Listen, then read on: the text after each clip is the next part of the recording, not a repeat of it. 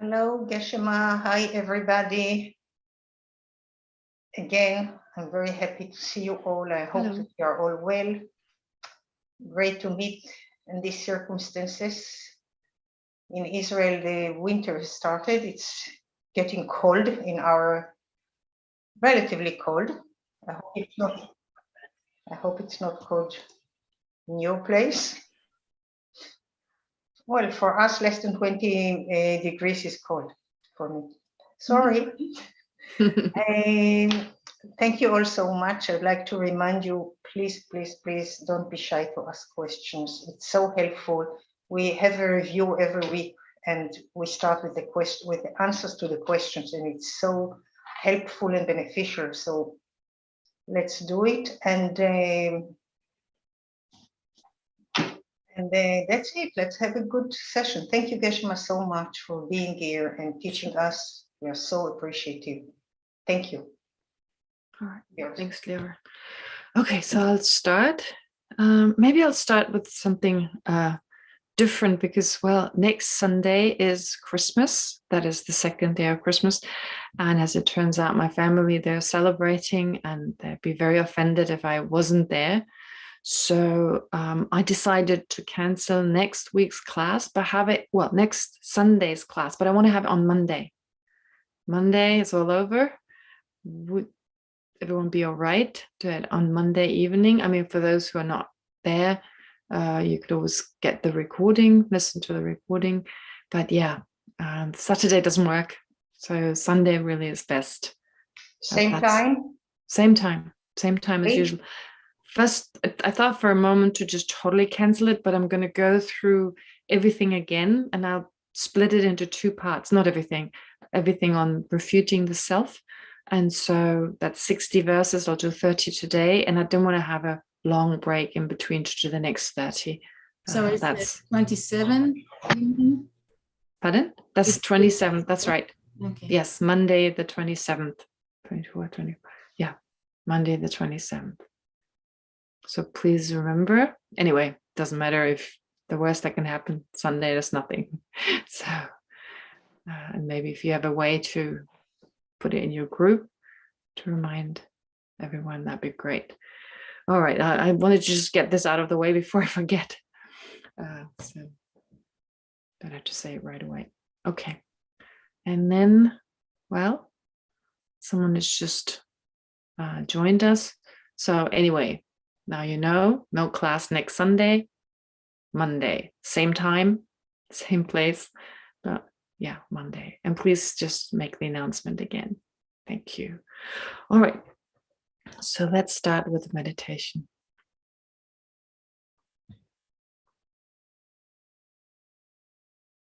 Some breathing meditation as usual to just let go of any disruptive thoughts.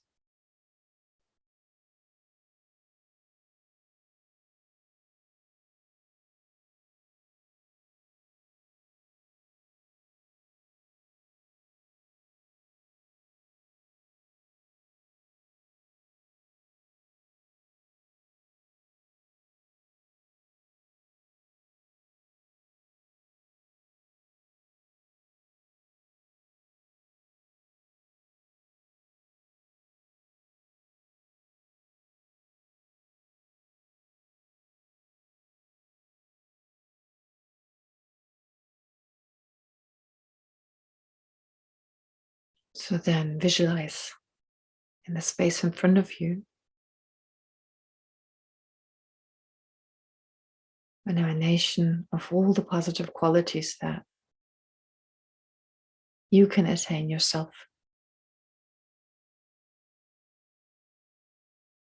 Infinite love and compassion, perfect wisdom, all of those manifesting in the form of the Buddha.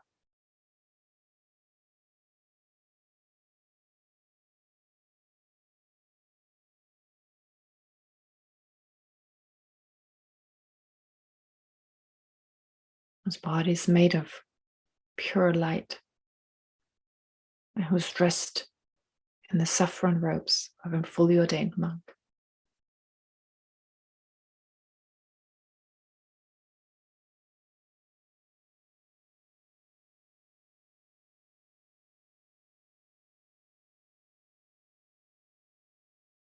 And who's inseparable from your Lama or your Lamas?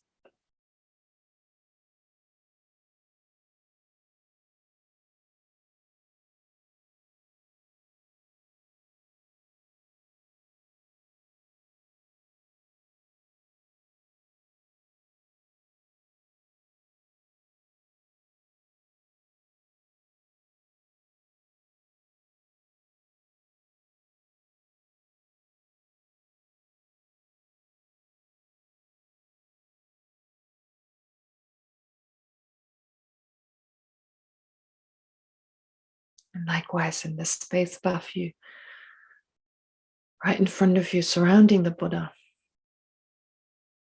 are the great masters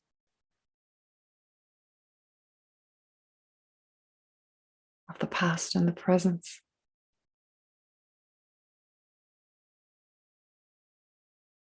who've obtained realizations based on Buddha's teachings. Those of the Indian Nalanda tradition,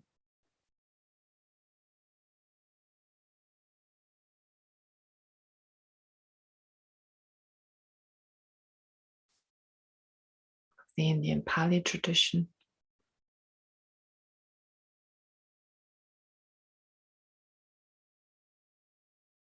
the Tibetan tradition,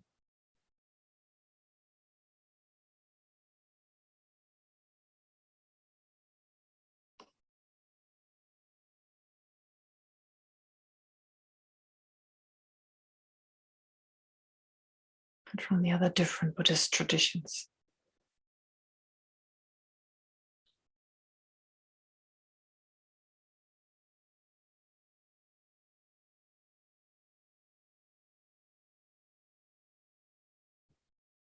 Even if they don't clearly appear, just feel their presence in the space in front of you.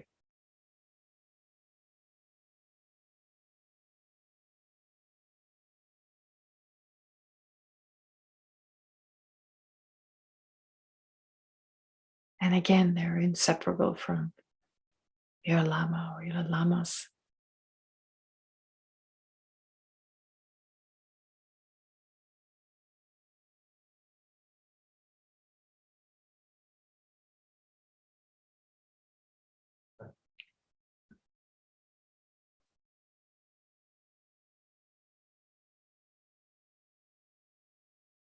Try to generate a feeling of gratitude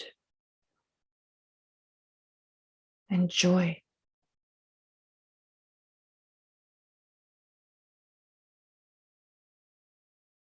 for being so fortunate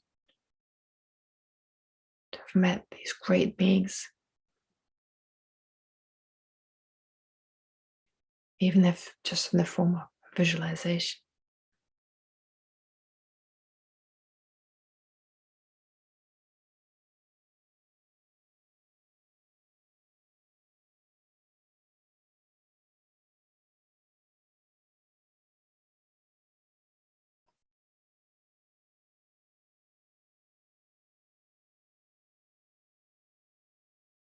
Visualization that's based on the fact that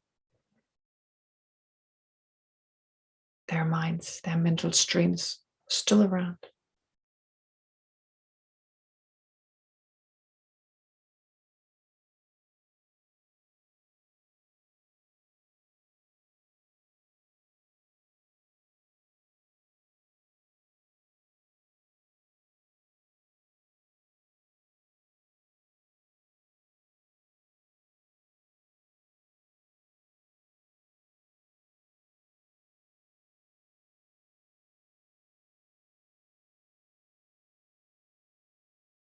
And then think that all around you, seated or standing, all around you are all sentient beings.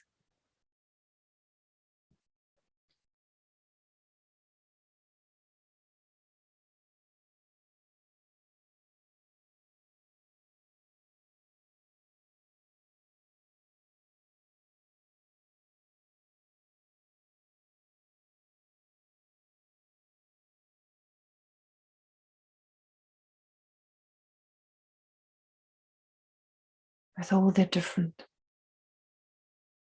problems, fears, pain, all arising from their root misapprehension of reality.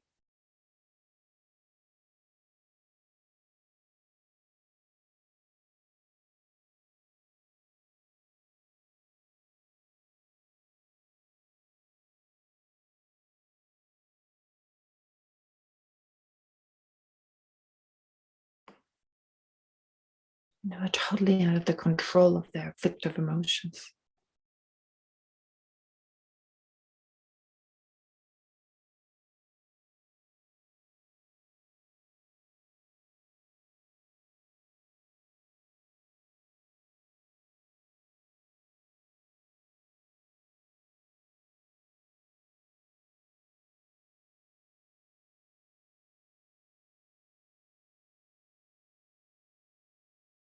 And remember that they're just like us.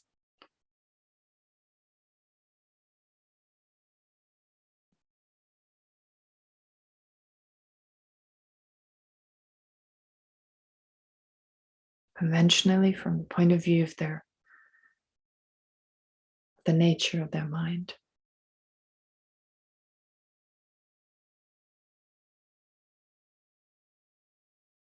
And on an ultimate level, lacking inherent existence.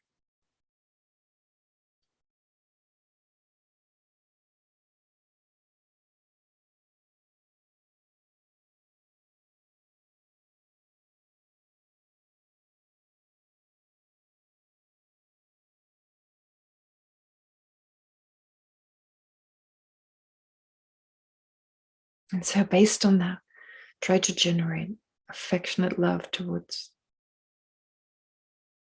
each one of them.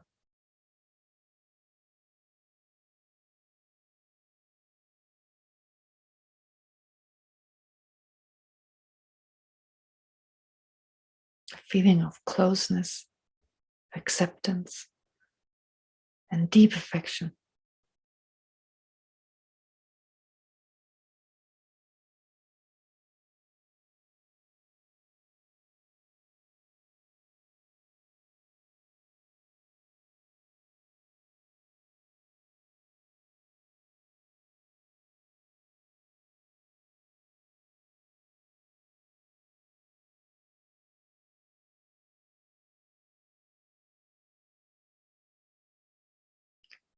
Which then gives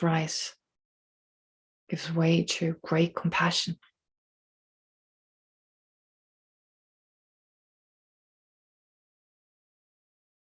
Wishing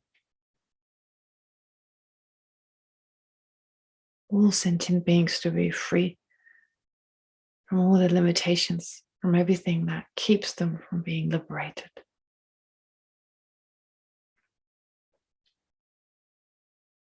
Along with the wish, may I help them.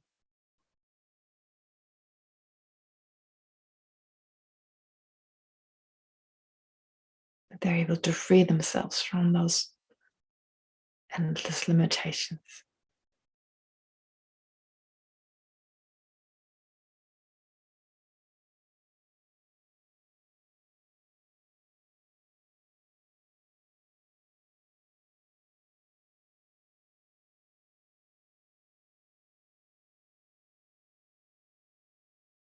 Try to really feel that from the depth of your heart.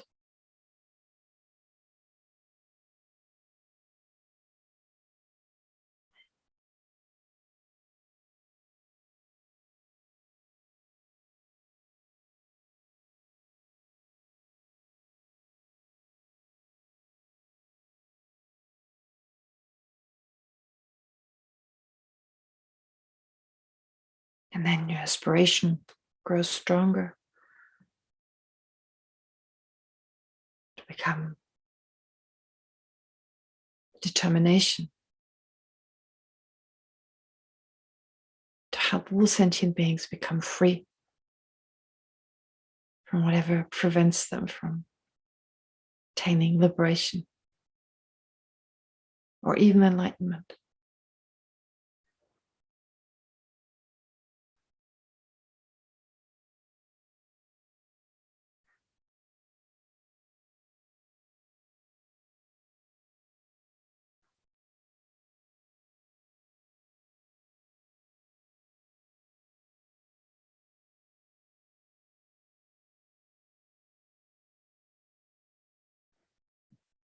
Since we can do so realistically only once we become enlightened,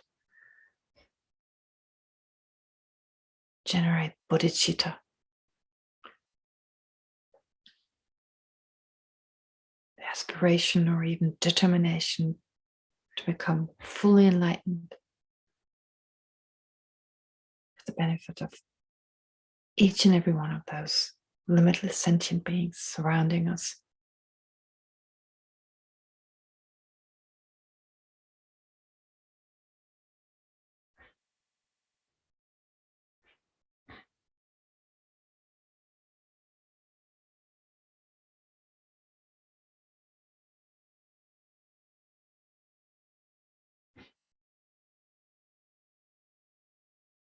And it's also with this motivation that we continue to study Chandrakirti's work.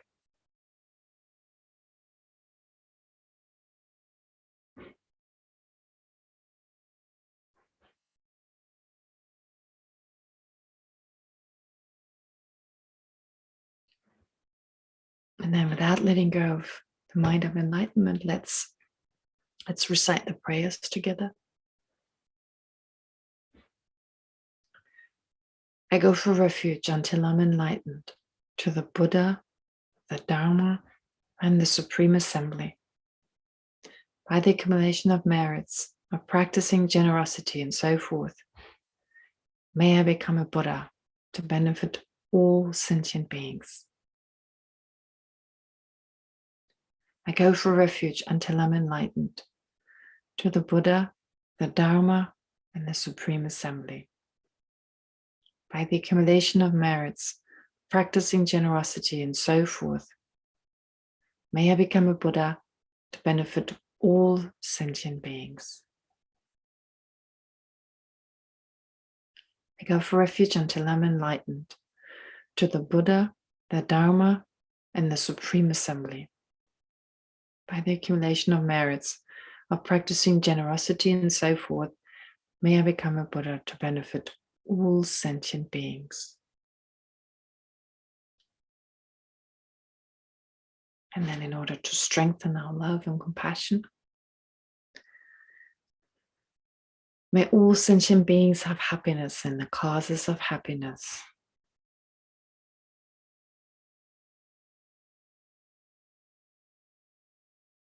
May all sentient beings be free from suffering and the causes of suffering.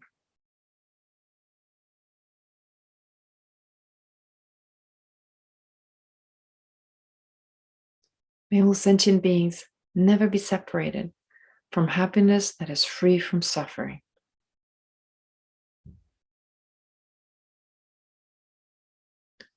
And may all sentient beings abide in equanimity, free from attachment for friends and hatred for enemies.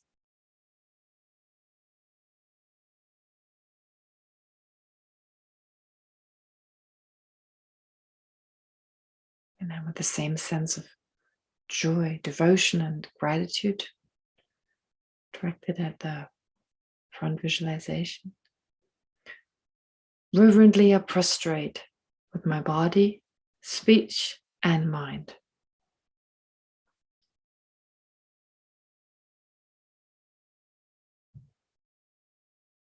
I present every type of offering, actual and imagined.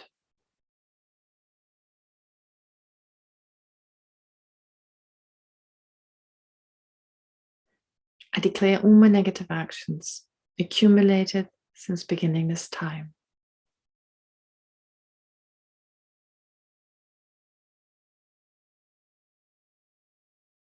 And rejoice in the merit of all holy and ordinary beings.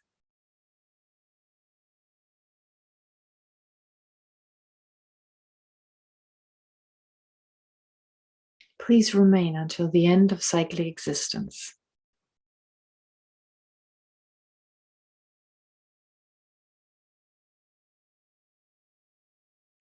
And turn the wheel of Dharma for living beings.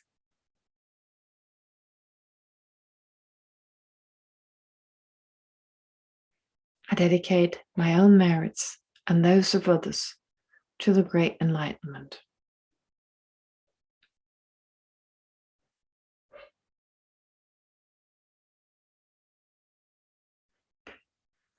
Okay. All right. Well, then, as to the practice for this coming week, again, we'll continue 2 more times today and next time with equalizing, exchanging self for others, because we're equalizing, exchanging self with others. Since it's so essential, it's such an essential practice, and there's so much to it. I mean, definitely the practice of Donglen, which we haven't done yet, or we haven't spoken about yet and talked about yet.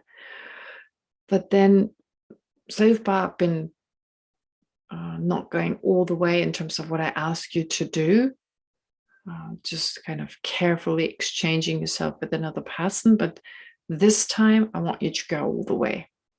I mean, of course, you're not literally doing that, and I know you're aware of that. If you were to believe this was possible, that would be actually a type of self-grasping, grasping at a self that is so solid that you can actually change places with another person. But as we're all aware, there are many meditations that in reality are not possible, but they're extremely beneficial. I mean, Donglen is definitely a good example for that. So for today, for this coming week, I should say, for this coming week, I would like you to really put yourself into the other person's shoes, so to say. Put yourself into the place of the other person. Think that you are this other person. And there are 4 different aspects to it. So if you want to practice all those 4, so I'll leave it at all those 4. It's up to you. But I'll definitely introduce them to you. I've kind of mentioned the first 2. But basically, if you put yourself into the other person's shoes or the other person's place, like you visualize you're this other person or other persons, depending on how you go about it. Well, one aspect is from the point of view you take on their self-cherishing. You think you are now this other person cherishing him or herself.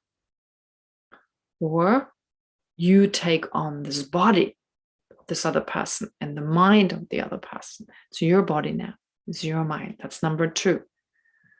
And number 3 is you experience their happiness and their suffering.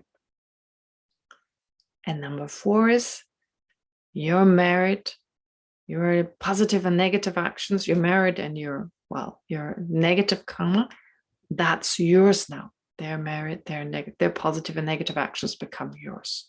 So I'll repeat it. The first aspect of exchanging yourself with the other person is you take on their self-cherishing.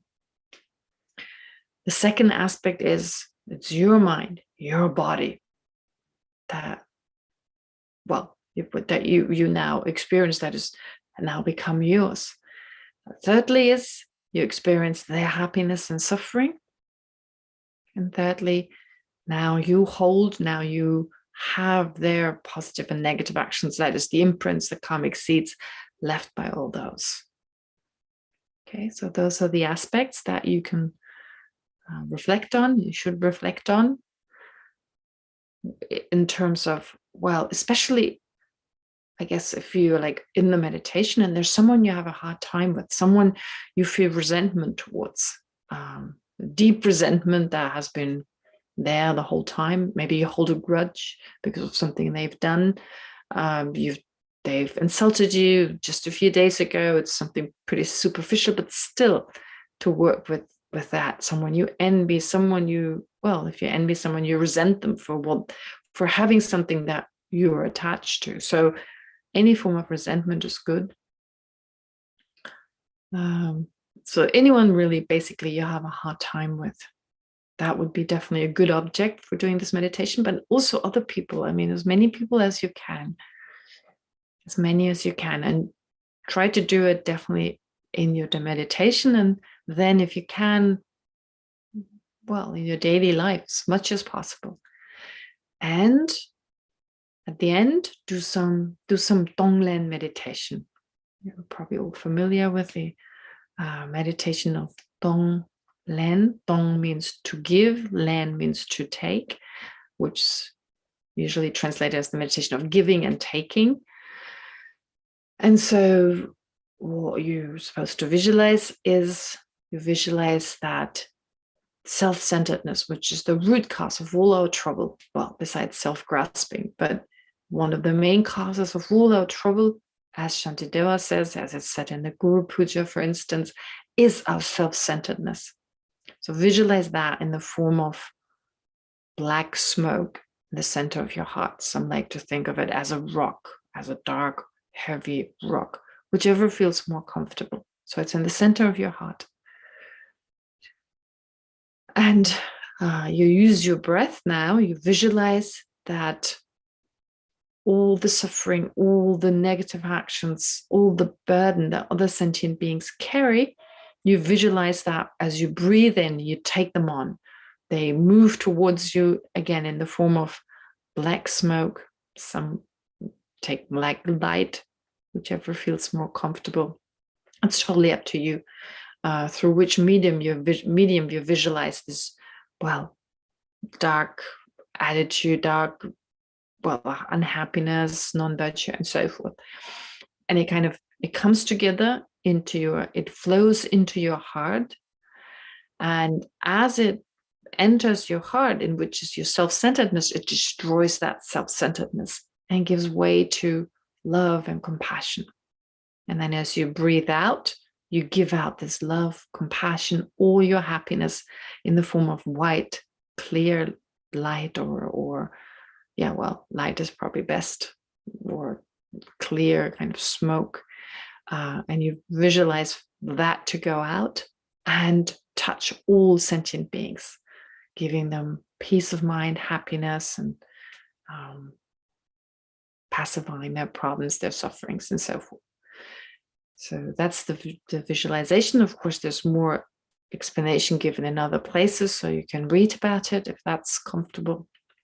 So that's a lot more. Well, a lot more is like you have the first practice of actually exchanging and then doing Donglen. So that's a lot to do. But anyway, you start slowly. And if you have time, you could even read Shantideva's Bodhisattva Way of Life, especially the 8th chapter on equalizing and exchanging self with others. But maybe to make it not too complex, definitely what you should do this coming week, practice the 4 aspects as described, plus Donglen, as just explained. That would be most important.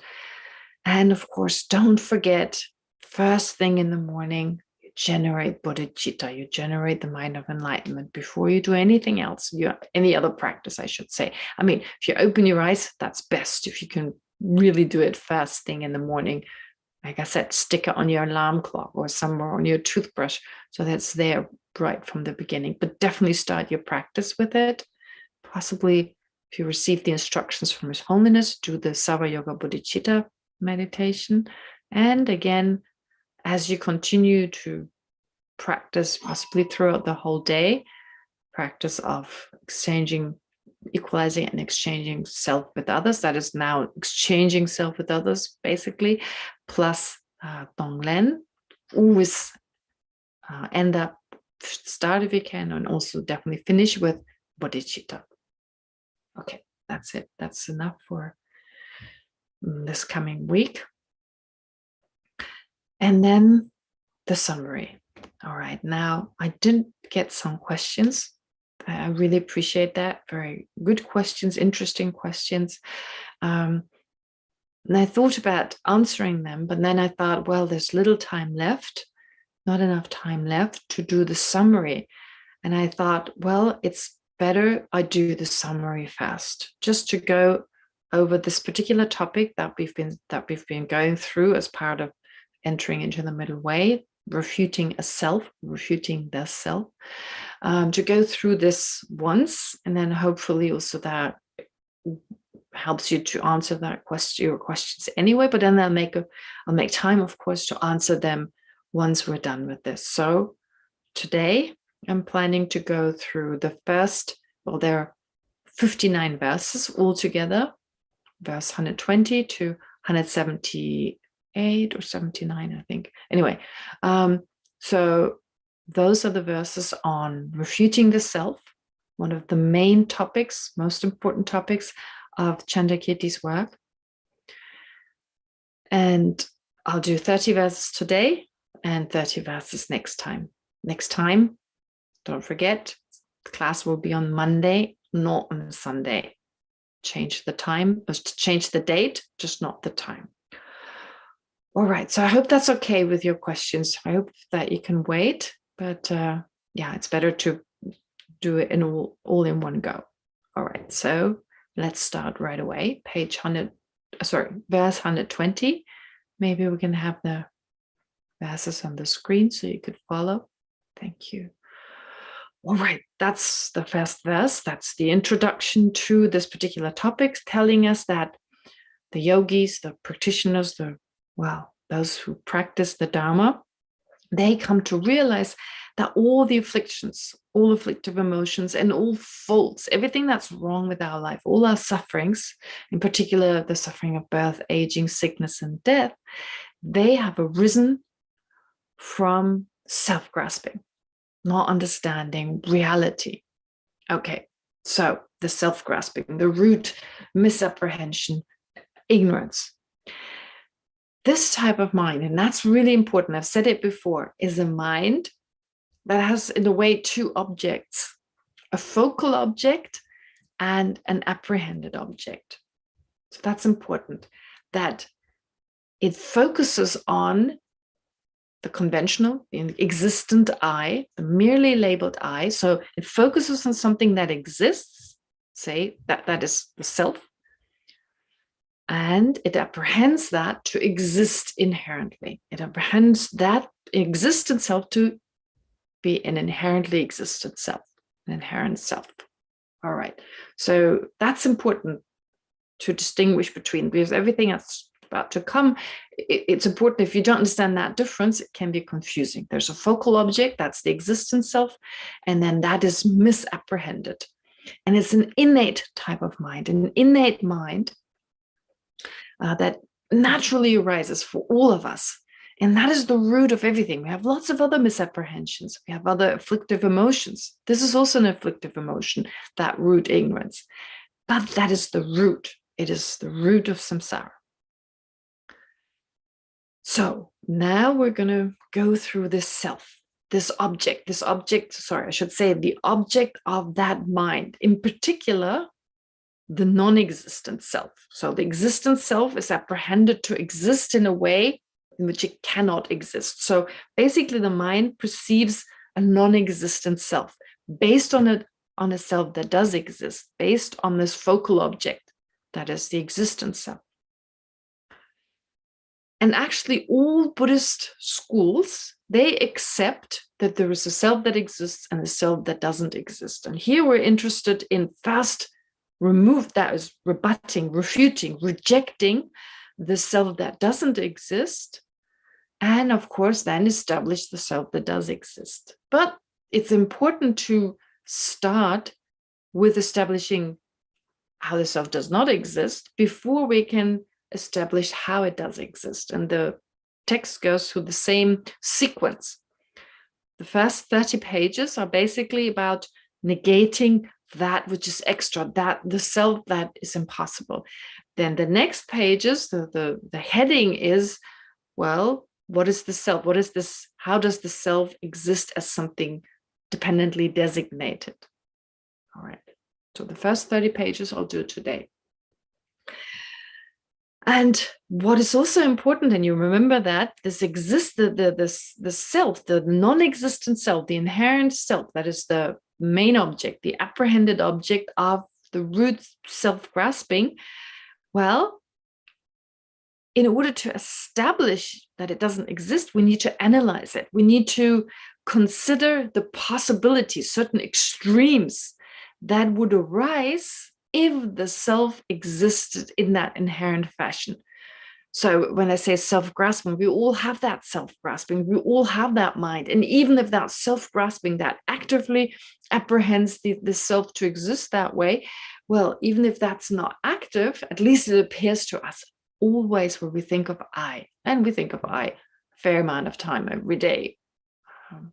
So therefore, that type of self, that kind of inherent self, the way it appears to us, we need to analyze it. If it were to really exist, it would either exist as different from the aggregates, and that's really how it appears. To be honest, it doesn't really appear to be the same as the aggregates. It kind of appears different.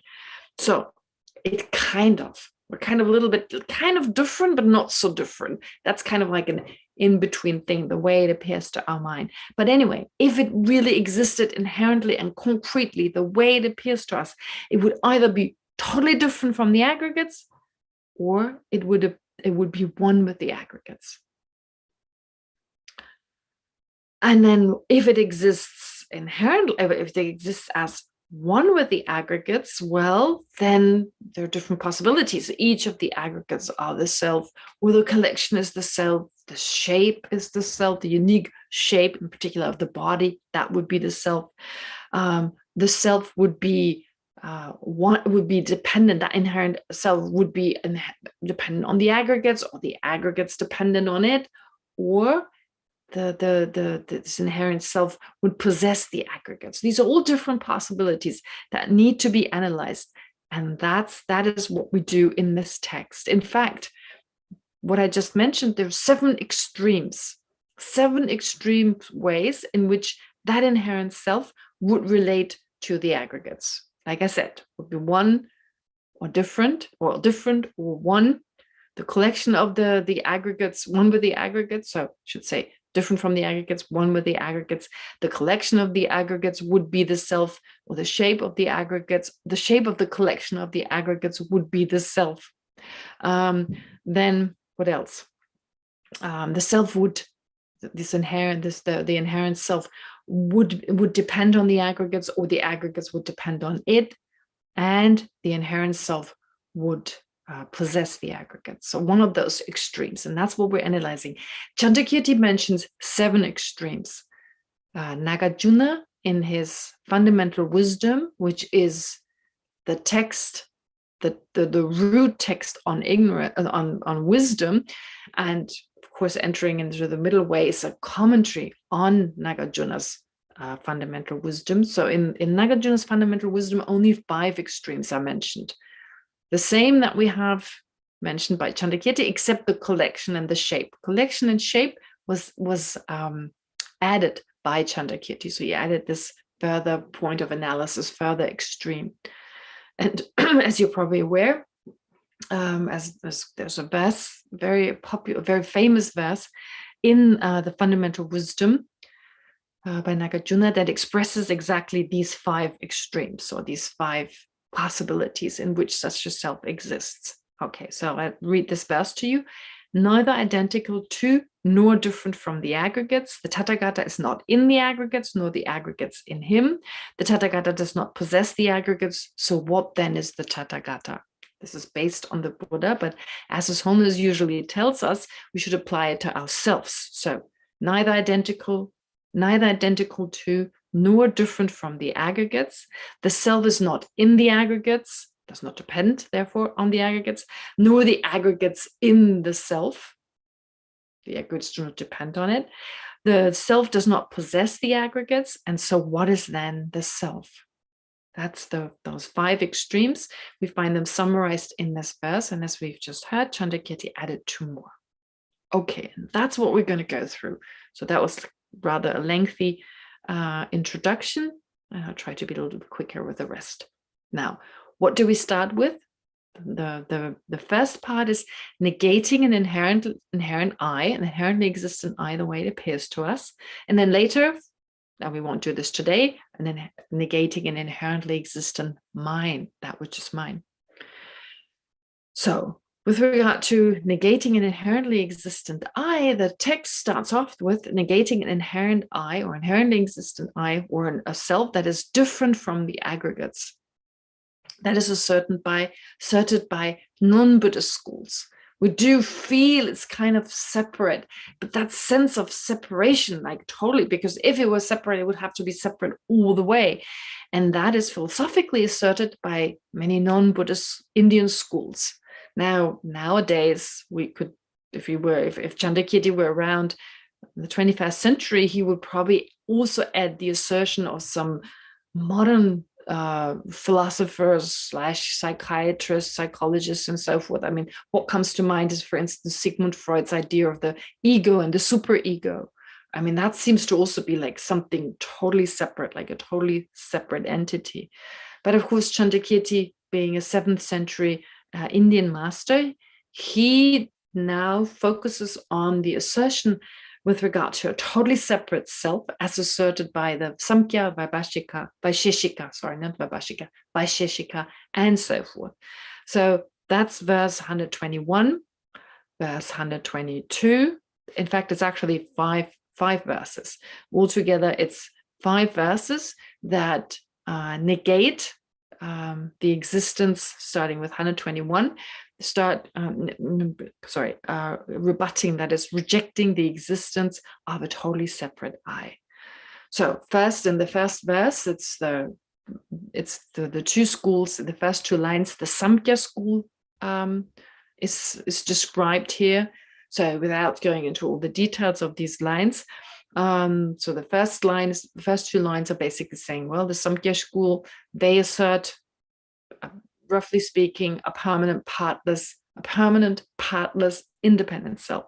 And so does the Vaisheshika school. The explanations slightly differ. There's slight and minor variations and differences. So Tirthikas is just another word for non-Buddhists, but these different non-Buddhist schools, although they vary in their philosophical views, but Samkhyas, Vaisheshikas, and so forth, a long list of different philosophical systems who have a certain view on the self.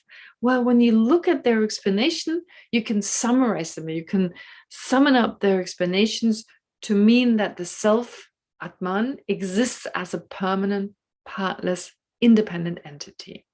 All right, so that's described in verse 121. Then 122, it says, well, it's similar to the biological child of a woman who has always been infertile.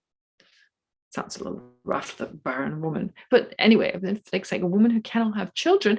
Well, in the same way as such a woman, like such a person cannot give birth to a biological child, well, in the same way, such a self does not exist. It's devoid of arising. In fact, they say it's devoid of, in the other schools, in those non-Buddhist schools, the Vaisheshika and the Samkhyas, they actually say the self is permanent. It doesn't arise in dependence on causes and conditions.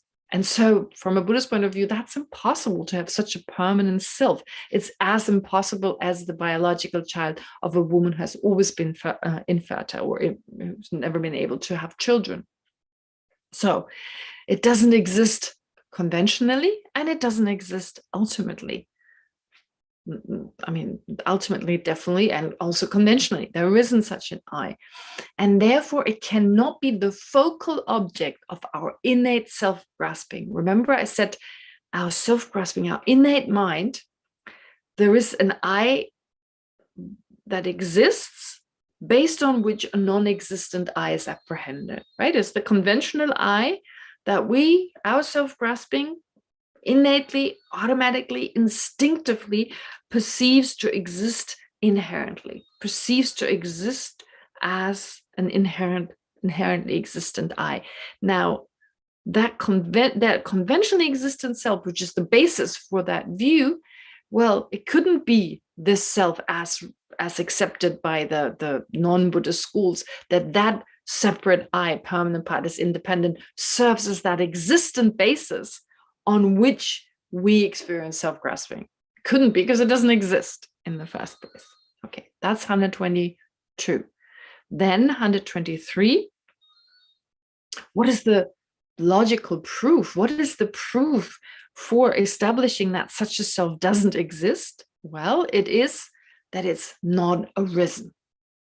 Okay, so all the various attributes of such a self, as they're proposed, as they're described in all the different treatises and all the different texts by the Tirthikas, or the non-Buddhist philosophers who do talk about a particular self, well, it's the logical proof that it's permanent, based on which we can definitely that's one of the major reason on the basis of which we can say it's impossible. It doesn't exist.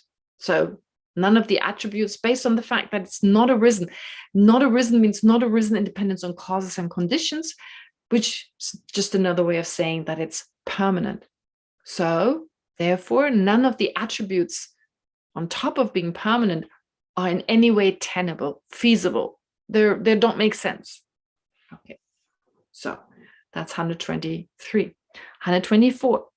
Therefore, there is no self that exists separate from the aggregates, because such a self just cannot be apprehended. There is no cognition, there's no apprehension of such a self. And such a self, it's also unacceptable to be the basis. And here a basis means it is not the apprehended object.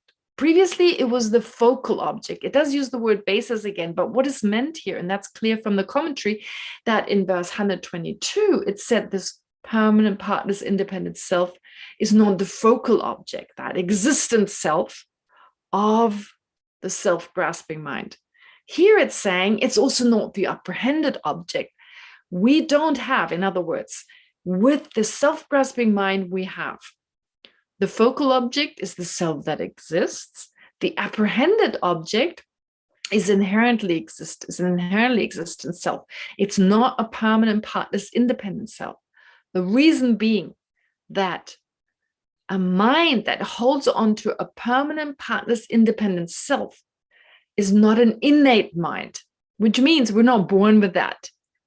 Since we were little, even before we were born, if we lived in as animals and what have you, we've always had an innate self-grasping mind, perceiving the self that exists, of which we weren't aware, of course, it's just the basis, but perceiving the actual existent self to exist inherently, always. So you don't need to follow a philosophical system or be sophisticated or anything. No, you just innately have that sense, even without language. I mean, it's like we use words here to describe that, but in actuality, it's just a sense that we have without even using words.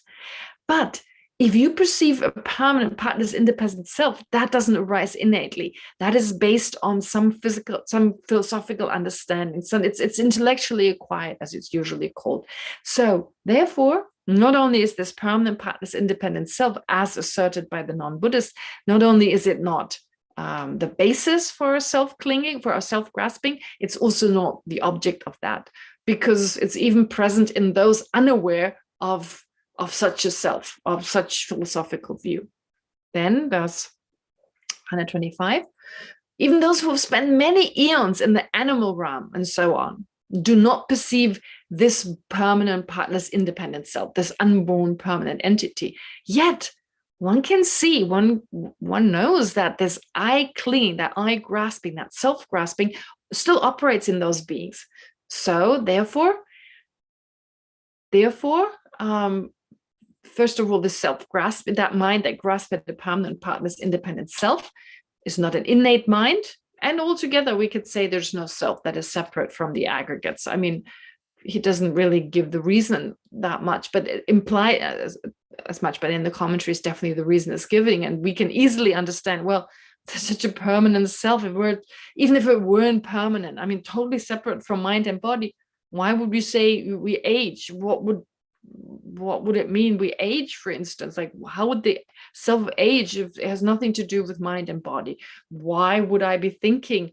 Why would the I be thinking if the mind is thinking, and so forth? So it's pretty easy to understand that's impossible. And we could remove mind and body and still have such a self. Okay, now that's negating the first possibility. Excuse me. Next is the other possibility, that the self and aggregates are one. That is really that the self is the aggregates. And that is actually postulated by, that is asserted by Buddhist schools other than the Prasangika, which is considered, from the point of view of emptiness, is considered to be the highest school. So the Prasangika wouldn't assert that, but the other Buddhist schools would say there is such a self. And if you say there's an inherently existent self, that needs to be findable. That's another way of saying, if you engage in analysis, you'll find some essence that we can call the self. And they say, yeah, well, what you find is the aggregates. So therefore, that has to do with the other extreme, that the self is findable as the aggregates, as one with the aggregates. So first, there are 8 verses, 126 to 133, which negate in general that the self is the aggregates. And then it becomes a little more specific. Okay, 126, what does it tell us? If the inherent self is not separate, if the inherent self is not separate from the aggregates, it can only be one with the aggregates. Okay, so the object of identity views thus the aggregates alone. And according to the different lower Buddhist schools, the inherent self, which they all accept, they're either all the aggregates or they're just the mental consciousness. Okay, all 5, or just the mental consciousness. Okay, so there are differing views. I mean, for instance, Lama Tsongkhapa mentions this samityas. I'm familiar with the term samityas. Geshe Jimpa calls it samatyas. Anyway, whichever way you pronounce it. But the point is, like, some sub-school of the Vaibhashika, for instance, I keep calling them Samitya because I'm so used to it. So the Samityas, they accept that all the 5 aggregates are the self. Some of the followers of the Samityas, and others say it's the mental consciousness. Chittamatra says it's the mental consciousness. Svatantrika Madhyamika does too. Well, anyway, the point is, some say it's all 5 aggregates, some say it's only one, and in that case, the mental consciousness. Okay. Then goes on in 127. In general, if the aggregates are the self would be multiple. If all the aggregates are the self, well, there would be many selves because there are many aggregates. That's the usual kind of reasoning. Okay. Also, the self would have to be substantially existent, would be a substantial entity, and perceiving a substantially existent self wouldn't be, so a substantially existent self wouldn't be negated by the lower schools. So the lower schools actually say that the self, well, depending on which school, but for instance, Svatantrika Madhyamika, they negate the existence of a substantial I. They say the I, as we perceive it, is actually imputed. They still say it's inherently existent, but that's different. They say it's inherently existent and it's imputed. We do see another person's face, and well, based on that, we know it's this other person. So they have an understanding of being imputed. But if the aggregates were the self, you wouldn't have to say it's imputed. Then you say it's substantially existent. It would be a substantial phenomenon. Chandrakirti argues in verse 127. Then in 128, he says, also on top of that, if the self existed inherently, okay, as one of the aggregates and so forth, it would actually completely disappear at the time of nirvana. Because at the time of nirvana, your body, your mind, it changes. I mean, you give up your body, well, nirvana, especially nirvana without remainder, as it's called. So you give up your body at some point and your mind is different. And if the self were inherently existent, well, it could not change. I mean, like, this is really important, that if the self, as in the Prasangika school, is merely labeled, then on the basis of each different moment of a conventional I, changing moment by moment, we just continuously call it I. It's as simple as that. But if each of those moments existed inherently, they were like just totally different entities. There would be nothing, you wouldn't impute it, you wouldn't label it. No, each moment would be a separate entity. And if there's a huge change at the time of nirvana, for instance, there's a huge change in terms of the aggregates of the person being so different. Well, if they're no longer the same and the self exists in and of itself, so the aggregates are no longer there in the way as they were there before, and the self certainly wouldn't either. So you totally disappear. But even prior to nirvana, since we talk about constant change moment by moment, there would just be this totally separate moment that would pop up, and each moment would be a self. It wouldn't be the same idea of like the Prasangika saying there's a conventional I that changes moment by moment, and based on that we label, right? I mean, there's some aggregates, conventional aggregates, and based on that we label I. That wouldn't be possible. So the self would come and go at every instant. And so there wouldn't be an agent, as it says here. What's it? 28. So there would be a completely new self in each moment. The old one would vanish. And then with no agent who, like the karmic causes, they're created by an agent, yeah, like someone who does something, right? So someone creates karma, but then some totally different person would experience the result, because they're these inherently separate moments. And in response to that, these inherently different moments that arise one after the other, well, the opponent may say, or Buddhist, one of the lower Buddhist schools, one of the followers of the non-Buddhist, lower Buddhist schools would say, well, there's no fold because these different instants share the same continuity. However, these unrelated phenomena do not form a continuum. It's like a mala. If you have these mala beads, you wouldn't call them a continuum, right? You can use the mala as an example for a continuum, but really the mala beads, they're unrelated. They're not a continuum. A continuum is something where one moment turns into the next. So one transforms to becomes the next moment, and so forth. But that doesn't happen if they're totally unrelated moments. And so that has been previously, has already been negated previously. So this should be now 129, if we can, yeah. So you may say there's no fold because the instants share the same continuum, or the same continuity, but we've already shown through analysis the defects of such continua made of unrelated moments that have got nothing to do with each other, self-sufficient, independently inherent. No, it doesn't make sense. Therefore, the aggregates in the mind cannot be the self, he argues. So also, the Buddha did not give an answer when he was asked about an inherent self, whether it was finite or not. Yet the Buddha was clear about the fact that the ordinary aggregates come to an end, right? And so the aggregates were the self. When the Buddha was asked about the aggregates, oh, right, the aggregates, just ordinary aggregates, it was very clear they come to an end. But when he was asked specifically, with the person asking, having an inherently existent self in mind, does the inherently existent self come to an end or not? The Buddha didn't answer, because whichever way he answered, it'd be wrong, because it was based on the idea of an inherent I. And whoever asked this person wasn't ready to hear there's no inherently existent self yet. So the fact he didn't answer shows that the object doesn't exist, the inherent I didn't exist. All right. But it was very clear that the aggregates, they stopped. And so they can't be the same. The inherent I cannot be the aggregates, in other words. That's 129. 130.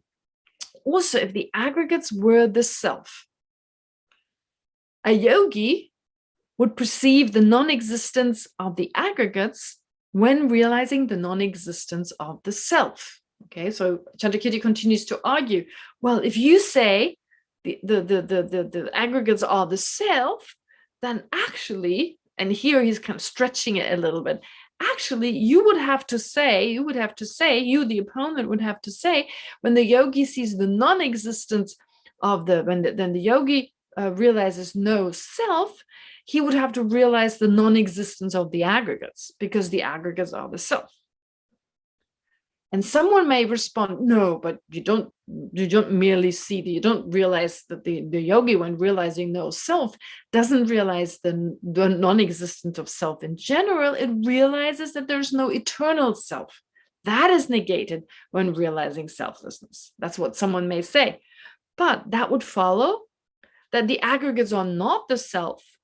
That would again mean that the aggregates are not the self, because when a yogi realizes the non-existence of a permanent, of an eternal self, he does not realize non-existence of eternal aggregates, right? And again, it wouldn't make sense. So if you believe that the aggregates are the self, well, that wouldn't make sense. If you say when selflessness is perceived, you perceive the non-existence of an eternal self, but you don't at the same time also perceive the non-existence of eternal aggregates, right? So kind of saying to the opponent, that's 130. Sorry, I'm going through it really quickly. Like I said, it's a summary. So hopefully you remember from what we went through before. And that kind of brings it a little bit together, everything we've done so far. Anyway, 131. If the opponent insists that while realizing selflessness, the yogi only negates an eternal self, not eternal aggregates, that would then mean that the yogi would not realize the suchness, the actual suchness of the aggregates, and not eliminate attachment and other afflictions directed at the aggregates, right? So if you insist, if the opponent really says, no, they do realize the absence of an eternal self, but not the absence of eternal aggregates, well, then you don't realize any suchness, any final mode of existence with regard to the aggregates. You still continue to perceive them in an incorrect way. And although you may overcome your attachment and other afflictions with regard to the self, you won't with regard to the aggregates. Okay, that's verse 131. Now, 132, the lower schools, they may argue that the Buddha himself said that the aggregates are the self. They may say, okay, all this reasoning, all right, I'm having a hard time with that. Never mind. The Buddha himself said the aggregates are the self. So, for instance, what did the Buddha say? Whosoever views with the thought of I am, views so. So whoever views with the thought of I am, views so only in terms of these 5 appropriated aggregates. So in other words, he says, whoever thinks I does so in view of the 5 aggregates. Okay, so it seems like the Buddha is saying 5 aggregates are the self. But Chandrakirti responds, no, but this statement, with these words, the Buddha rejects the existence of the self that is separate from the aggregates, right? So not saying that the aggregates are the self, he's saying there is no separate, there's nothing separate existing, like non-Buddhists assert, some of the non-Buddhist philosophers assert. Also, he said in other sutras, he said very clearly that the self, that the aggregates, that form is not the self, discernment is not the self, and so on. He's very clear. So here it says in 133. So in other sutras, he says that form is not the self, feeling is not the self, discrimination or discernment is not the self, mental formations are not the same, and consciousness is too not the same. So these are the 5 aggregates. Form, feeling, discrimination, mental formation, and consciousness, they are not the same. So therefore, the Buddha does not accept the statement that the aggregates are the self. All right, okay. So up to 133, that was like a general explanation. In general, the aggregates are not the self. And then more specifically, as part of this assumption that the aggregates are the self, because as you remember, if the self exists, it's not separate from the aggregates, if the inherent self, so when I say self, unless I mean the conventional self, and I say so, I mean the inherent self. So the inherent self, if it's one with the aggregates, well, part of that, it would be the collection of the aggregates. I mean, to be each one of them, it's already been negated, then you would have a multiplicity of selves. So that's not possible. And then the collection, that would be another possibility. Later on, a single aggregate, like the mental consciousness being the self, that's being negated. But now the 2 verses, 134, 135, that specifically negate that the aggregates, that the collection of the aggregates are the self. But this is negated here now and is negated again later. So it'll comes again later as part of the second part I'll do next week.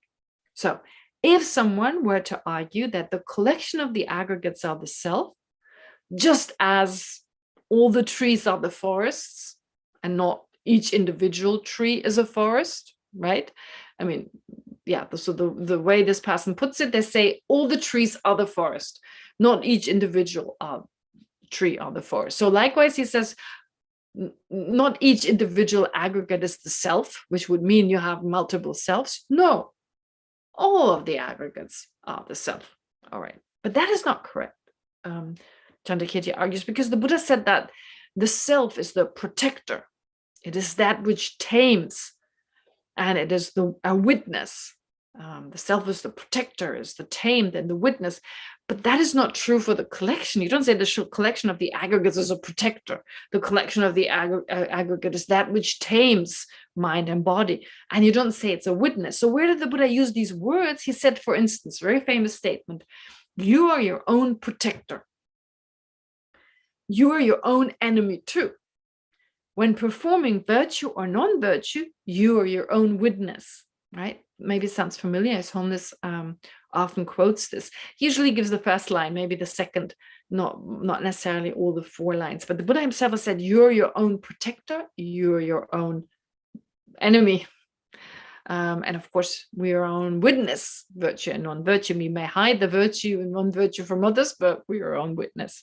Okay, so in that way, the self, actually, of course, the conventional self is all those.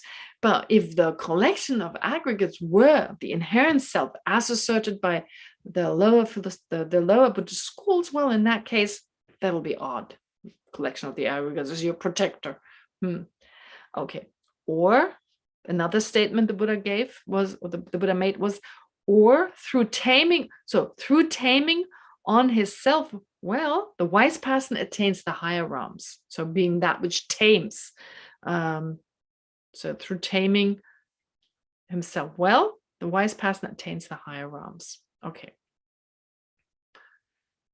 And also the collection cannot be a self because it does not exist as a substantial phenomenon. The collection is, it's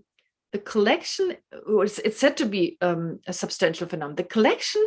The collection is actually an imputed phenomenon. Sorry, I just misspoke. The collection is an imputed phenomenon. So according to the lower schools, Svatantrika Madhyamika, for instance, they would say a vase, it's a collection of different parts, and that has to be an imputed phenomenon. But they say the self exists substantially. So that there's a contradiction, because a collection, if something is a collection, or if a collection is the self, if that's imputed, the self has to be imputed. But they say the self, they do assert an imputed self, but they also say that there's a substantially existent self. There's definitely a self that exists substantially. For instance, the Svatantrika Madhyamika, they say the mental consciousness, that is the actual self that you find when you look for a self. So there's always something substantial there. So if you say the collection, that doesn't work. All right. So anyway, this is a little bit confusing, this whole idea of substantial, existent or not. I mean, it's very confusing with the Svatantrika Madhyamika in particular. They don't say the collection is the self anyway, but just if there was someone following the school.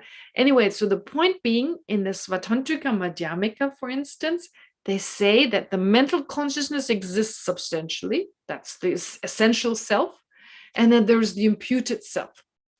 So that's why you have both aspects to it. But if an opponent who asserts that, who definitely holds onto the substantial self, says this collection is the self, well, the collection must be imputed. So that certainly doesn't help, or doesn't work. Okay. Anyway, we spoke about this, I think, quite extensively in the past. All right, 135. Regarding this collection, a chariot, I don't want to call it a chariot because it's hard to think of a chariot. We're so more familiar with a car. So a car and a self are actually in many ways similar. In particular, when it comes to the kind of analysis we're engaging here now, there's a lot of similarities. So they're actually quite similar. And therefore we can compare the two. Now the chariot here, or the car, comes in as a way to understand how the self better exists. So the collection, if the collection of the aggregates were the self, then the collection of the chariot parts, or of the car parts, they would also be the car. Okay, but so that's already pretty bizarre. So that the collection of the parts of a car, they're the car. Also in the sutra, Chandrakirti argues, it's clearly stated that the self is actually designated in dependence on the aggregates. So he is kind of bringing in sutra, just like bringing in as many arguments as possible. Of course, it'll be repeated again and later on more extensively explained and so forth. But he's just kind of throwing in the sutras and saying, hey, by the way, you also have cited sutra before, so I'm citing sutra, I'm citing the Buddha here. It's already the second time he does. No, so it's not just reasoning, but he's saying, well, the sutras also clearly states that the self is designated independence. So here independence means designated independence on the aggregate. And so the self is not a convergence, that is, it's not a coming together. So the self is not the coming together of the aggregates. All right. So he leaves it at that and then continues with something else. And later on, he comes back to it. Like I said, it's not like, but this is also what we do in the meditation. You address something, then you address something else, you come back to it again. And so it's not like you just go into one and then leave it behind, like just go through all the reasoning, leave it behind, or you can do that. But it can be helpful to not just delve into one argument and then totally leave it and go into something different, but delve into it to some degree, leave it, go into something else, come back to it. Yeah. And so in that way, that kind of repetition can be helpful in terms of, well, becoming more familiar with these ideas. So the collection will be mentioned again, but for now, it was only those two verses. Okay. Then the shape. The next two verses, 136 and 137, now they talk about the shape of the collection of the aggregates. The shape of the collection of aggregates is not the self. So if someone were to say that the collection of the parts form a special configuration, special shape, special configuration, and then that unique shape is the chariot, well, actually, that would mean that the unique shape of a person is also the person. And since a person's shape relates to his or her own body, the body would be the person. But that doesn't make sense. So, and also the collection of mind and mental factors, they're not the person. They could not be the person, right? So that wouldn't make sense. It's the shape. The shape of the body, that would be that, and the collection of mind and body, it could not be, if the shape of the body were the person, then the collection of mind and body could not be the person, because they possess no shape configuration in any way. There's no shape there, it's something physical. So again, that wouldn't work. Shape doesn't work. That's 136. And 137 further argues the collection itself. And here's like, well, it's actually taking the argument back to the collection to a certain degree. The collection itself cannot be the self. So this is not the shape, but in a way, well, it relates to that. But like I said, it goes back to the collection at different times. So the collection itself cannot be the self because the self is described as the appropriator, or that which takes possession of the collection of the aggregates. So appropriator, it's such a weird word, but it's short and it's convenient. Really, the self is the appropriator. That is, it is that which takes possession of the collection of the aggregates. That's how we conventionally refer to it. While the collection of the aggregates is the appropriated, that of which possession is taken, in other words. But the appropriator and the appropriated are not the same. For otherwise, that which performs an action and the object of that action, it would also be the same, but they're not the same, right? So you have an object of an action and and that which performs the action, they're not necessarily the same. So therefore, if you think, it's also not correct. So if you think the agent doesn't exist, but the object of the act does, that is also not correct. Because if that which performs the action does not exist, then there's no action. And if there's no action, well, there's no object of an act either, right? It's incorrect, because if there's no action of doing something, if there's no doer, if the doer doesn't exist, then there's no action of doing something and there's no object of an action. So it doesn't make sense to assert that the agent doesn't exist, but the object of the act exists. So that wouldn't be correct. Anyway, to shortly summarize exactly that, a short summary of that, the Buddha said in the Meeting of Father and Son Sutra that the self is dependent on the 6 elements or the 6 constituents. Here, elements doesn't mean the 4 elements only. Here they're described as the 6 constituents. So earth, water, fire, wind, that is also an element, but it can also be called a constituent, as well as consciousness and space. So, and on top of that, you have the 6 sense faculties. Okay, so the first 6, that probably sounds familiar, like His Holiness, when His Holiness gave a teaching a few days ago, he cited Ratnavali, Precious Garland, verses 80 and 81, where again, those 6 are mentioned, that the person is not earth, not water, not fire, not wind, it's not consciousness and space, and so forth. So you may remember those verses. If you have the text, look it up, verse 80 and 81. They're very important verses of Ratnavali. Anyway, so Kyujit Buddha said something similar, that the self, so that the Buddha explained that the self is dependent on those, right? In the Ratnavali, it says it is, none of those is the self. So here specifically says it's none of those, it's dependent on those, as well as on the 6 sense faculties. So the 6 sense faculties are the 5 sense faculties, eye sense power, and so forth, and mental consciousness or mental sense power. And they are, of course, the basis based on which we make contact with the objects around us. Okay. So the self can be conceived also in dependence on the mind and mental factors, not just on these on those factors here. So consciousness, well, also mind and mental factors, it can be seen in that way. That's 139. Therefore, there's no self that is one with the aggregates, nor is there a self that is a collection of those. And when apprehending a self, exactly. There's no self that is one with each of the aggregates, nor is there a self that is a collection of those. And when apprehending a self, the mind does not observe any of them. So it's like apprehending the self, it's mainly apprehending a self that's merely labeled on those. And it's not like observing any of them as the self. And in a similar fashion, when we grasp at the inherent existence of the self, the focal object, the self, that is none of those aggregates. It's a merely labeled, conventionally existent self. All right, that's 139, and it's time to meditate. Tell me what to do. Should I finish and we have only short meditation, or we probably need 3?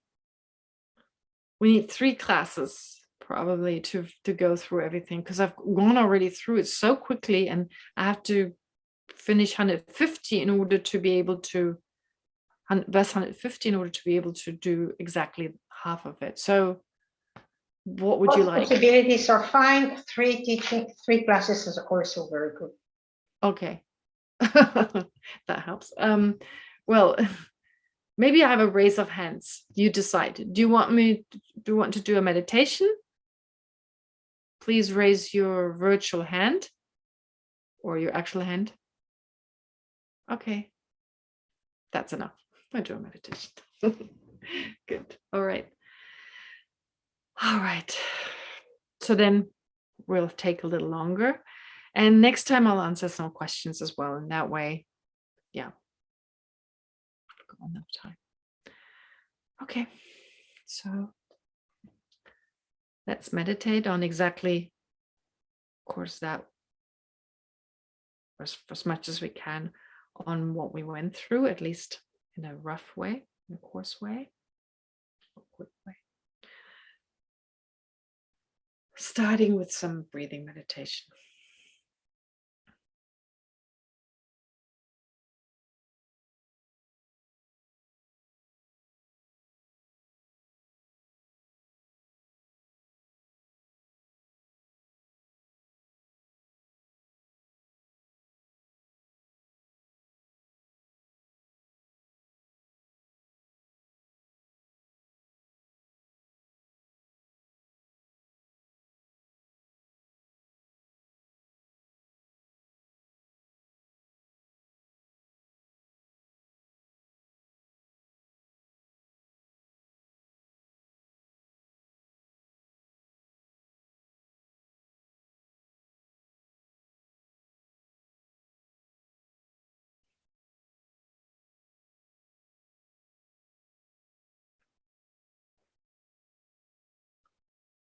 So now bring your attention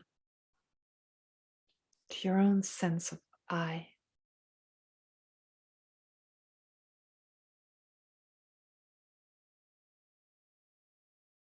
The I you want to be happy.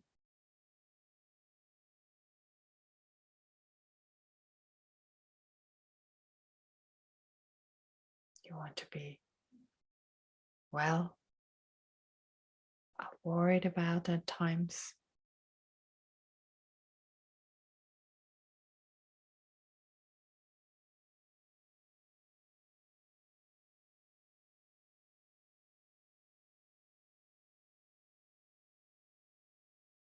In short, the I that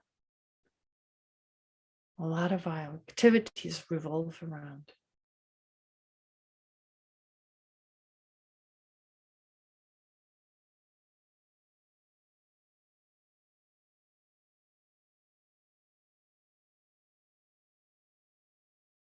Try to get a sense for the way it appears to you.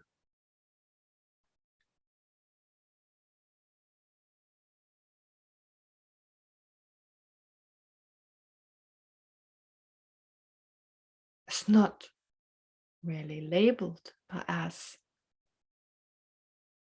having an existence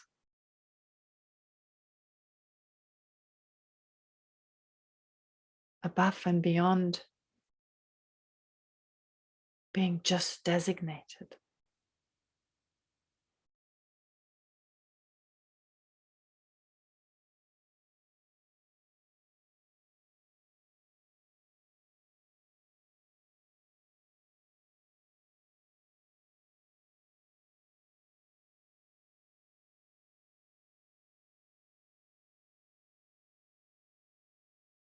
That self is, although based on the conventional I,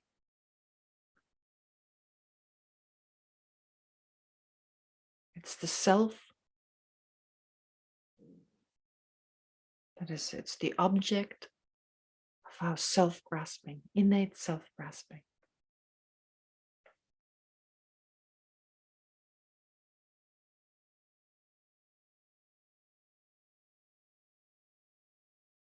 So let's analyze.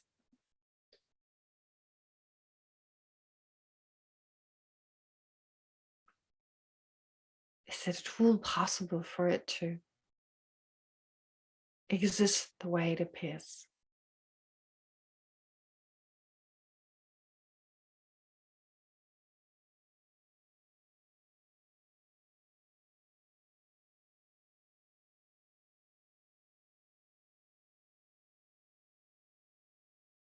Does it appear as slightly different from mind and body?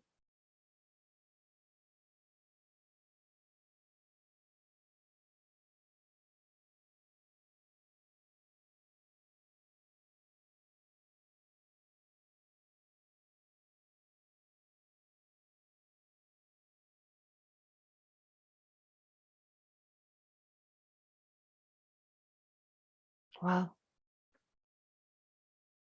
there are actually just two possibilities. If it existed,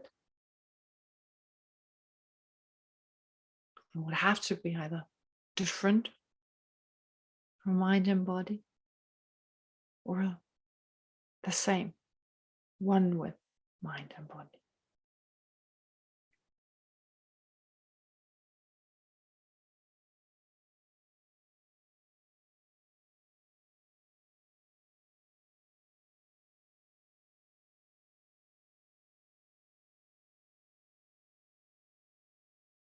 If it were different,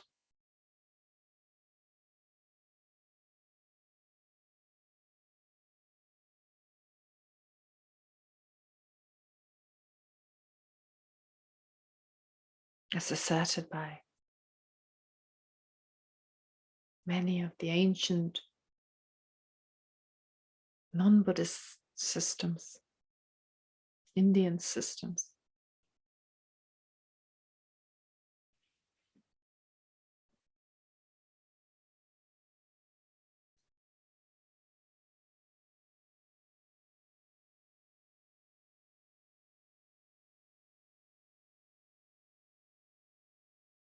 You could remove mind and body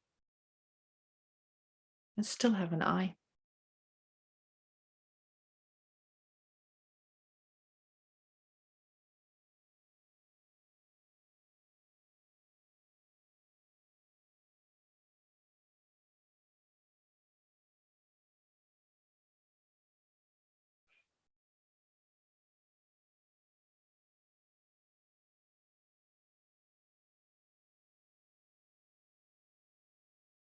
And there would be nothing you could say about the I in relation to mind and body.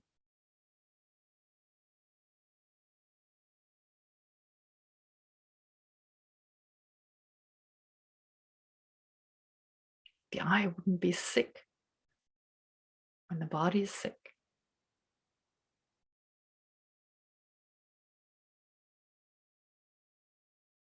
It wouldn't be meditating when the mind does so.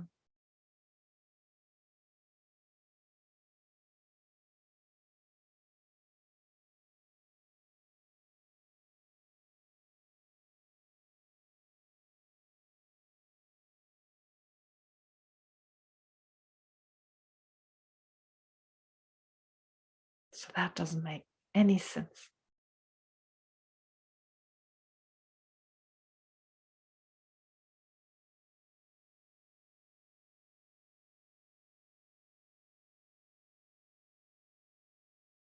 And to assert the self that is separate, to be permanent,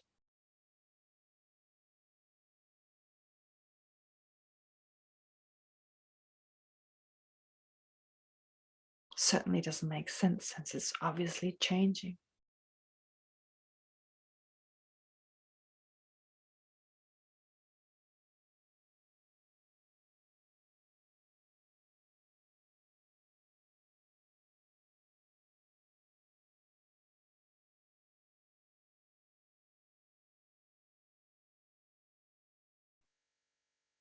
Yet the other possibility, that it's one with the aggregates, is just as problematic.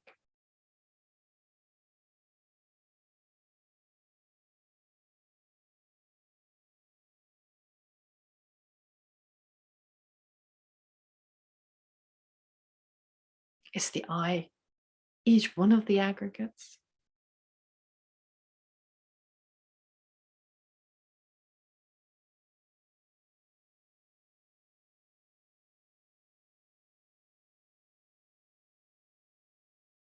Well, that would mean, yeah, many selves, many I's.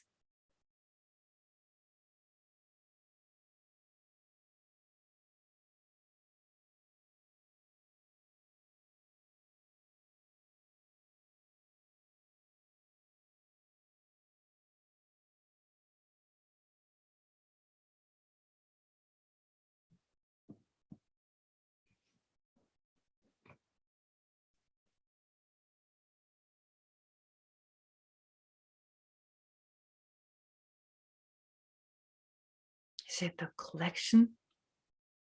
Is the I all the aggregates?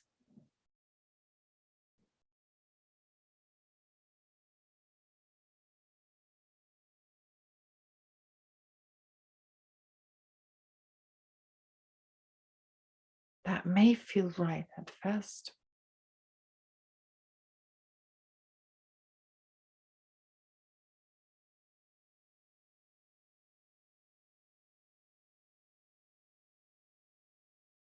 But isn't the self that which is the appropriator of that which takes possession of the I? Wouldn't it be conventionally correct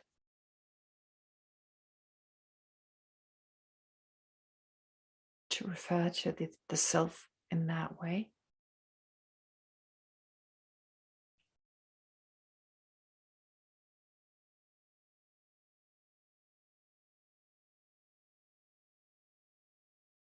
With the aggregates, the collection of the aggregates being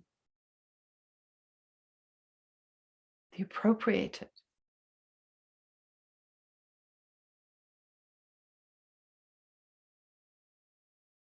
that of which possession is taken.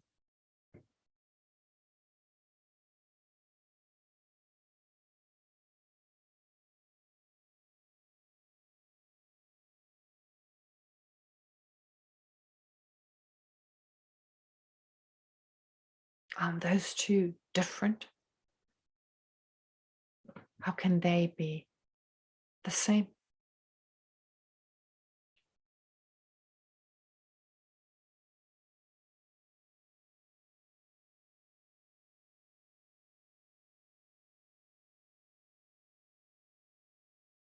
Which they would have to be if a collection of the aggregates were the self.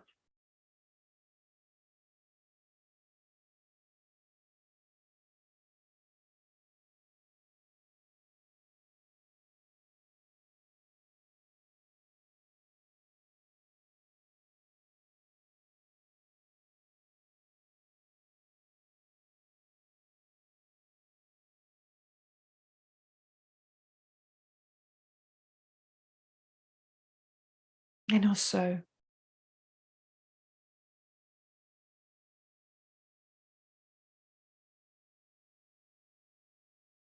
if the self were to refer to the collection of the aggregates, whatever the self does, all the aggregates would have to do.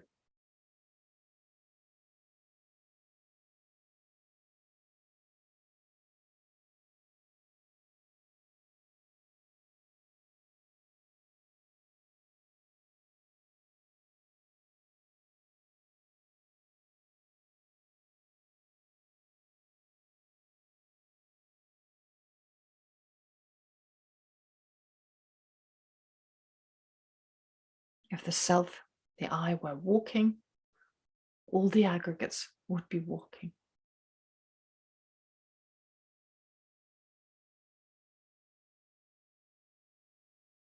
If the self were sick, all the aggregates would have to be sick.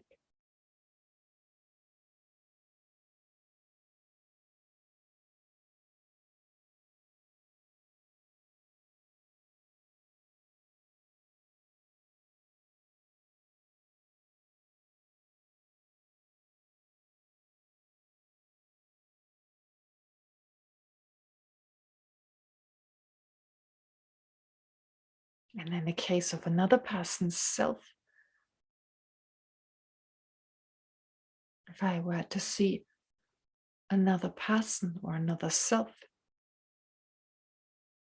I would have to perceive all the aggregates.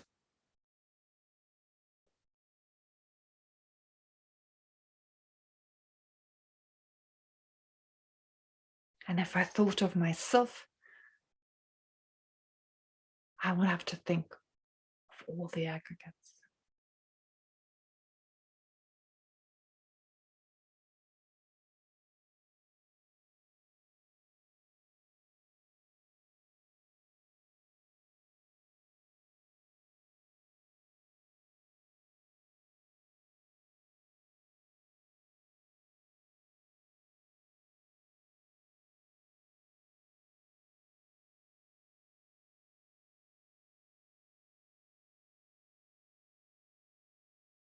But even if the mental consciousness were the I,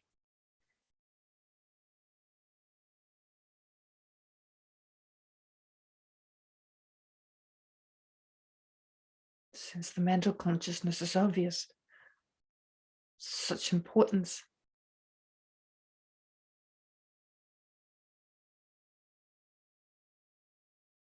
being such an important part of us.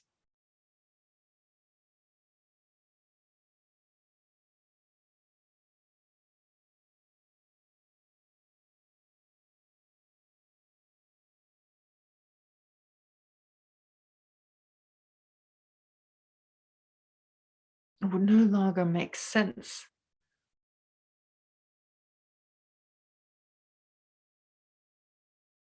to talk of myself in relation to my body. I am tall.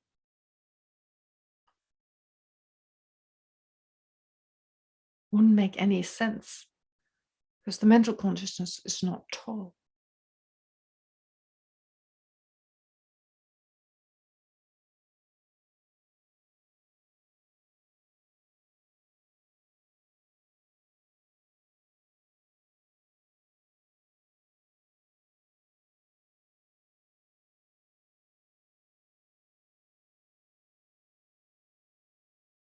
I was cut. Would not be correct to say because the mental consciousness does not get cut.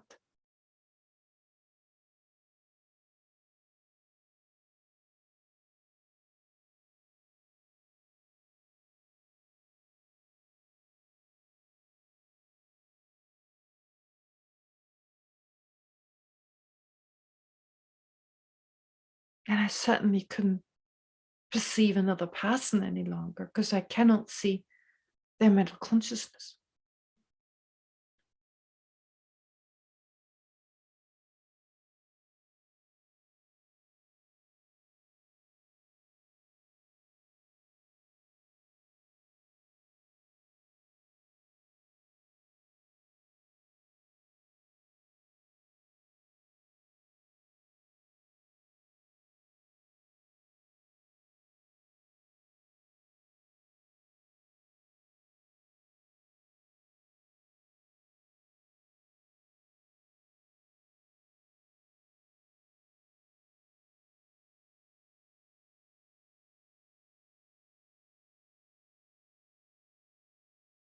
Therefore, going through this analysis, no matter how strongly, how vividly an I that seems to not be merely labeled, exists appears to our mind repeatedly, and our self-centeredness holds on to it. It simply cannot be found.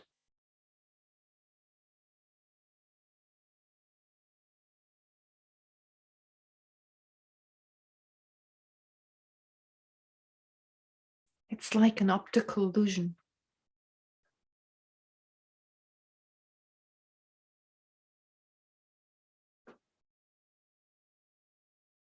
That we know appears one way, but exists in a different way.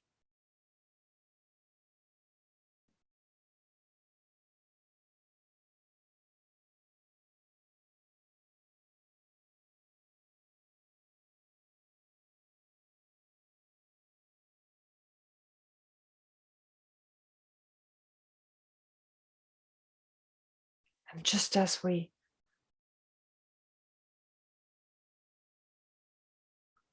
usually don't allow ourselves to be fooled by an optical illusion,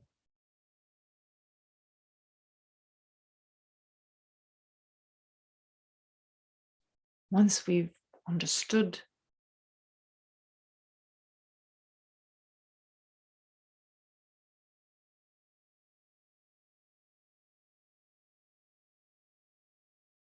that, for instance, it may seem as if the sun turns around the earth, as it rises and falls. I don't hold on to it being true.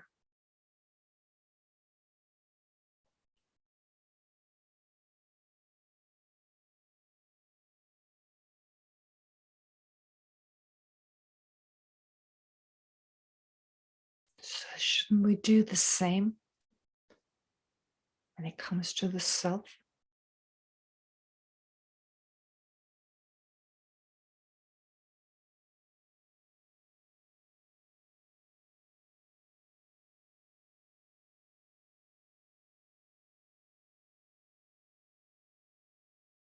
to let go.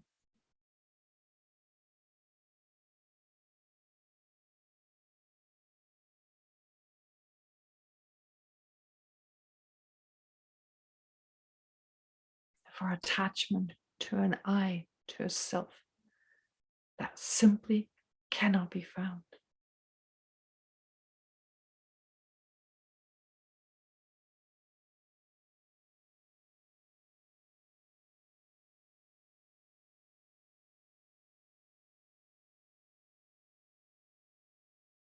And spend so much time and energy worrying about this non-existent self's well-being, success, reputation, gain, and so forth.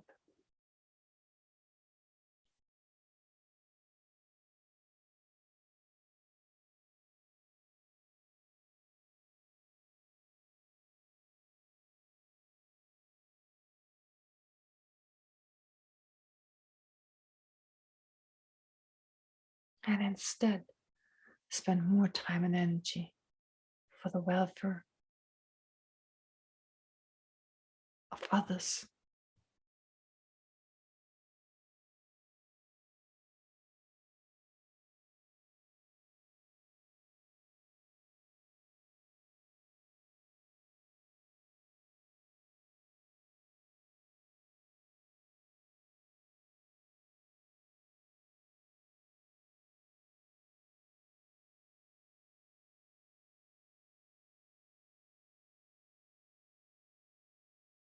And now,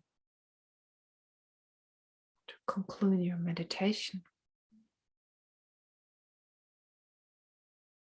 whatever insight you've gained,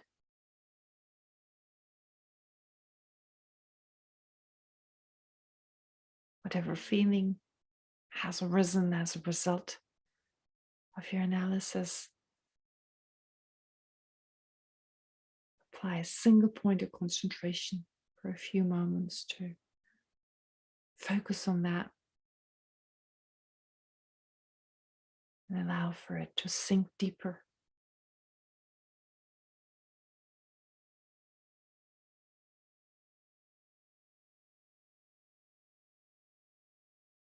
In order to stronger affect your emotions.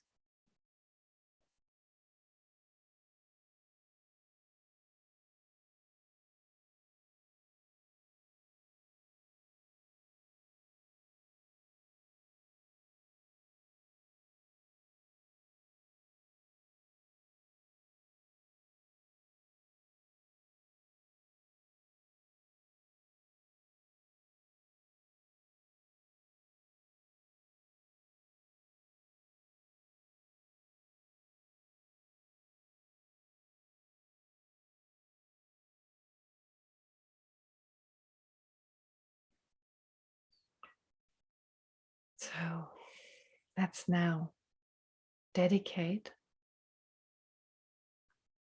whatever virtue we've accumulated together here, studying, contemplating, and meditating on Chandrakirti's verses.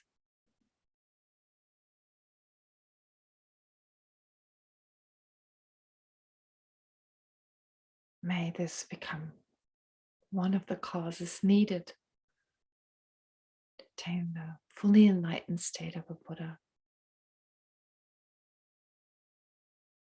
To be of greatest benefit for all sentient beings.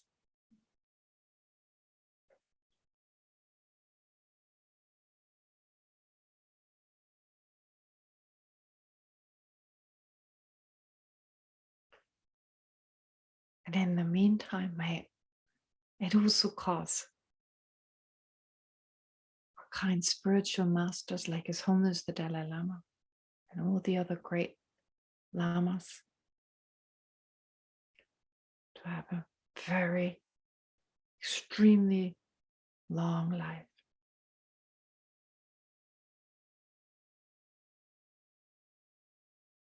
May they remain healthy and strong and continue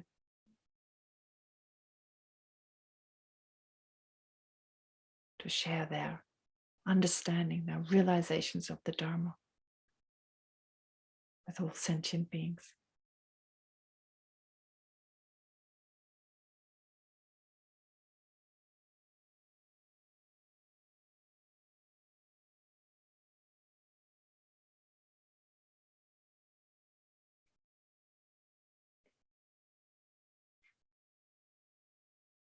But in the meantime, likewise,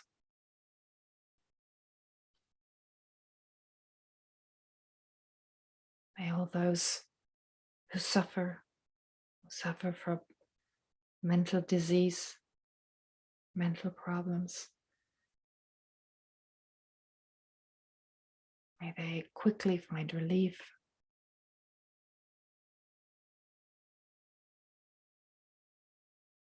And find peace of mind. And those who are sick, like Tali Lubin, as well as Uchama Maton, who's about to have an eye operation, may they all get better very soon.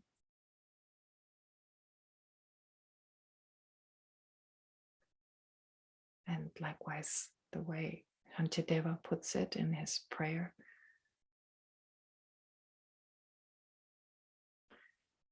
may all beings everywhere, plagued by sufferings of body and mind, obtain an ocean of happiness and joy by virtue of my merits. May no living creature suffer, commit evil, or ever fall ill. May no one be afraid or belittled, with a mind weighed down by depression. May the blind see forms and the deaf hear sounds. May those whose bodies are worn with toil be restored on finding repose. May the naked find clothing, the hungry find food. May the thirsty find water and delicious drinks. May the poor find wealth, those weak with sorrow find joy. May the forlorn find hope, constant happiness and prosperity. May there be timely rains and bountiful harvests. May all medicines be effective and wholesome prayers bear fruit. May all who are sick and ill quickly be freed from their ailments. Whatever diseases there are in the world, may they never occur again. May the frightened cease to be afraid, and those bound be freed. May the powerless find power, and may people think of benefiting each other. For as long as space remains, for as long as sentient beings remain, until then, may I too remain to dispel the miseries of the world.